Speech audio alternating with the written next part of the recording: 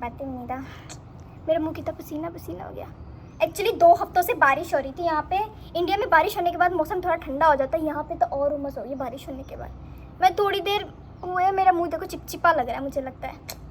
Actually यहाँ से मेरा मुंह लगता है अच्छा सा नहीं आ रहा, पर व्यू बहुत अच्छा है इसलिए मैंने ये पोजीशन चूज़ किया है। पीछे कैफ़े, अगर कोई अंदर बैठ के पी रहा हो कॉफ़ी वगैरह मुझे देख रहा होगा कि ये लड़की पागल हो गई है। ओके, एक्चुअली मेरी ये वीडियो आने में थोड़ा सा टाइम लग गया, थोड़ा सा टाइम लग गया क्योंकि मैं अपने रिजल्ट का वेट करी थी। जैसे मैंने आप लोग को कहा था मैं अपना रिजल्ट बताऊंगी, अपना दुख भरा रिजल्ट बताऊंगी, बट वो दुख भरा नहीं था। मैंने कर दिखाया, मैंने फर्स्ट सेमेस्टर में कर दिखाया। ऐसे इतना नहीं करना पड़ती। मैंने 95% लगता है, मैंने लगता नहीं, मैं लगता क्यों विश्वास नहीं हो रहा मुझे अभी तक। 95% मार्क्स मैंने लिए हैं। मेरे मतलब 664 मार्क्स हैं आउट ऑफ 700।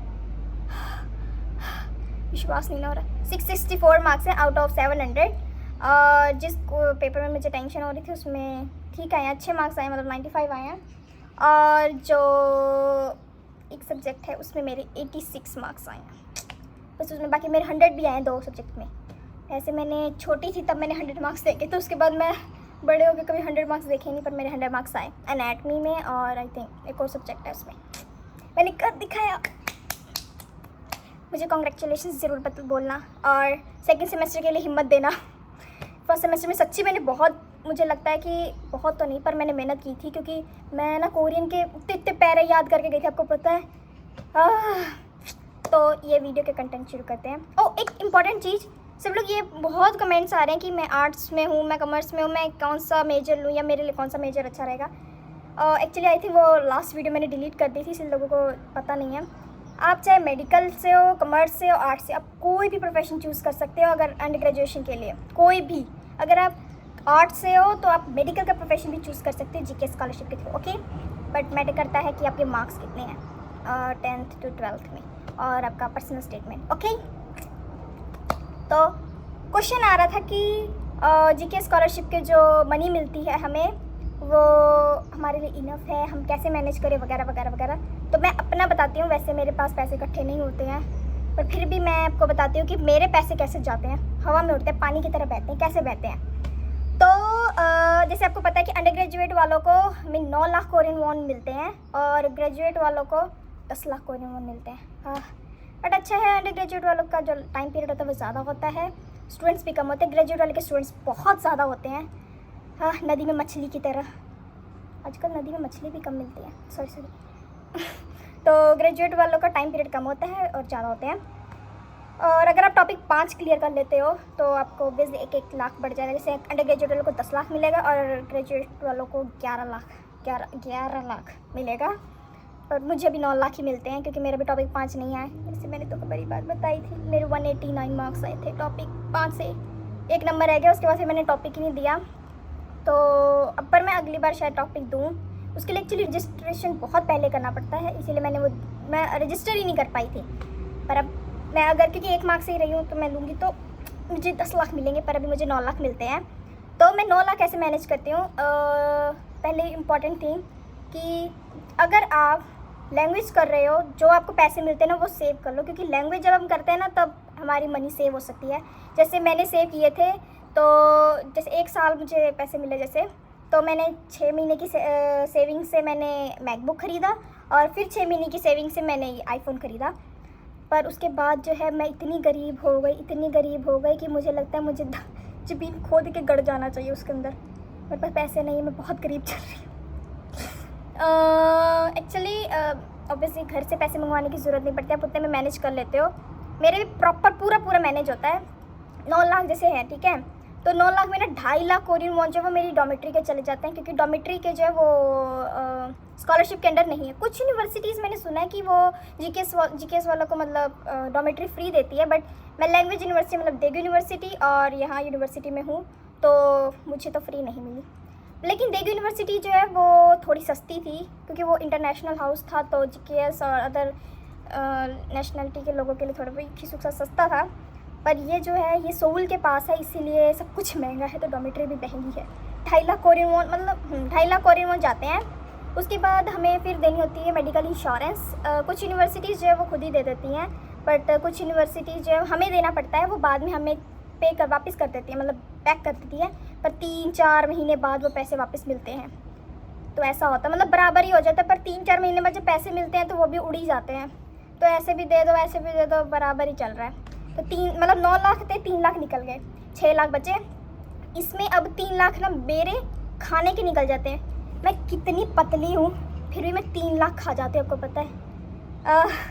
मतलब कोरिया का 3 लाख, जैसे बाहर खाना है आपको कुछ, या ई मार्ट्स वगैरह से। जैसे मैं बताती हूँ कि ई मार्ट में जब भी जाती हूँ, मैं हफ्ते में 4 बार ई मार्ट जाती हूँ, तो 4 बार में 50,000 तक का, 50,000 है उससे थोड़ा ऊपर खर्च कर ही देती हूँ। और फिर बाहर बुहर कुछ खाना हो गया, जैसे कोई शिकतांग वगैरह रेस्टोरेंट वगैरह में खाना हो गया, तो वो मतलब महीने का 3 लाख कोरियन वॉन।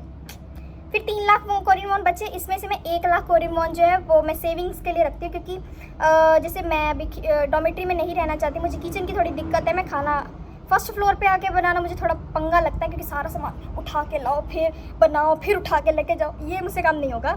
तो इसीलिए मैं बाहर रहना चाहती हूँ। लेकिन बाहर रहने के लिए ना आपको सिक्योरिटी फ़ीस यहाँ पे देनी पड़ती है। जैसे देगू यूनिवर्सिटी में तो सिक्योरिटी फ़ीस बहुत अच्छी थी, 5 लाख कोरियन वॉन या 2 लाख कोरियन वॉन, और रूम रेंट भी 2 लाख 3 लाख यहाँ तक ही था। लेकिन सोल के पास और ग्योंगी-दो, जैसे मैं ग्योंगी-दो रहती हूँ, सोल के पास है, तो यहाँ पे ना सिक्योरिटी फ़ीस जो है वो 50 लाख है, 5 मिलियन। तो उसके लिए मुझे पैसे इकट्ठे करने, कुछ जगह पे मतलब अगर मैं थोड़ा यहाँ से दूर लूँगी तो वो मुझे 20 लाख या 30 लाख का तो मिलेगा, मतलब अगर बेसमेंट में मैं कमरा लूँगी। पर मैं बेसमेंट में कमरा नहीं लेना चाहती, मुझे थोड़ी खुली हवा की ज़रूरत है। मधुमक्खियाँ क्यों आ रही? ओ मैंने पिंक पहना है ना कॉटन का, इसीलिए। तो ये है, तो मैं उसके लिए 1 लाख हर महीने सेव करती हूँ। ये मैंने अभी 2 महीने पहले शुरू किया अपने बर्थडे के बाद। उसके बाद 2 लाख बचे। ये जो 2 लाख है ना, ये अभी तो कुछ मतलब सेव हो रहे हैं थोड़े बहुत, पर ना जैसे 1 लाख जो कोरियन वॉन है वो मैं जैसे कूपन से हमें कुछ मंगाना होता है, ऑनलाइन कुछ मंगाना होता है, जैसे टिश्यूज़ हो गए अपने कमरे के लिए, या डिटर्जेंट वगैरह हो गया, ये सब हम कूपन से मंगाते हैं, क्योंकि ये हाथ से लाना थोड़ा भारी है। और आप मेरे डोली शोली देख सकते हो कितनी बड़ी है, तो वो मैं हाथ से नहीं उठाती, तो वो कूपन से ऑर्डर करती हूँ, तो वो 1 लाख ऐसे ही निकल जाता है। वो कूपन से ऑर्डर करने में या कुछ कमरे का लेने में बस ऐसे निकल जाता है, वो आपको पता भी नहीं लगेगा। जैसे इसमें से मतलब 1 लाख इसलिए है क्योंकि ये डिटर्जेंट वगैरह कुछ हो गया, और 50,000 बस का, क्योंकि सोल के पास है ना, यहाँ पे बस बहुत महंगे। बाकी मेट्रोपॉलिटन सिटीज़ में ना बस इतनी महंगी नहीं है, मतलब 1250 कोरियन वॉन है, मोस्टली 1250 या 1350। लेकिन सोल में रेड बस जो है वो 2800, और ये ग्रीन वाली जो है वो 1750 की है जो मैं लेती हूँ। इसीलिए 50,000 मुझे हर महीने बस कार्ड में डलवाने पड़ते हैं, तो ये 1 लाख ऐसे निकल जाता है। 1 लाख जो है वो अभी मैं सेव करी, क्योंकि छुट्टियाँ चल रही हैं।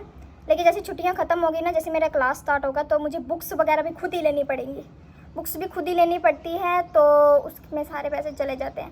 तो बिला जुला के मेरे जो पैसे हैं वो ऐसे पानी की तरह बहते हैं। सोल के पास तो बहुत जल्दी पानी की तरह बहते हैं। मैं देगू में थी तब मेरे इतने नहीं होते थे, क्योंकि शायद मैं तब लैंग्वेज कर रही थी, इसीलिए पता नहीं। बाकी और जैसे एक्स्ट्रा खर्चे कभी कभी आ जाते हैं, जैसे टॉपिक जब आप देते हो ना, तो टॉपिक के फर्स्ट 2 एग्ज़ाम जो होते हैं ना, मतलब 2 एग्ज़ाम के पेमेंट जो है वो फ्री होती है।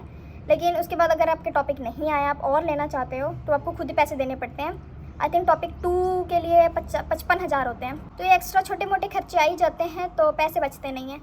और कल परसों ही मेरे अकाउंट में इतने पैसे आए, पर आधे चले गए, ऐसे जाते हैं पैसे। तो आई विश कि आप मैनेज कर सको। जब आप लैंग्वेज करोगे तो आप अच्छे से सेव करने की कोशिश करना। और ऐसे मेरे पैसे मैनेज हो गए, वीडियो भी बन गई, मेरा रिज़ल्ट भी अच्छा आ गया। तो मिलते हैं नेक्स्ट वीडियो में, ओके बाय। और बताना ये व्यू कैसा है, ठीक है? ये व्यू एक्चुअली मुझे बहुत अच्छा लगा। जैसे ये पासा जो ये यूनिवर्सिटी का है, ये उसके ऑपोजिट साइड में जो पहाड़ वगैरह है ना, मतलब ऑपोजिट साइड में पहले छोटी छोटी दुकानें हैं, वो आपको दिख नहीं रही, उसके पीछे पहाड़ है। सुंदर है ना? मौसम अच्छा हो गया, शाम हो गई है, नहीं तो ज़िंदगी में गर्मी बहुत है। मिलते हैं नेक्स्ट वीडियो में, बाय। मैंने कितना प्लेन कपड़ा पहना है, कॉटन का। मैं थोड़ी देर पहले ना वो कर रही थी डांस, तो मिलते हैं नेक्स्ट वीडियो में।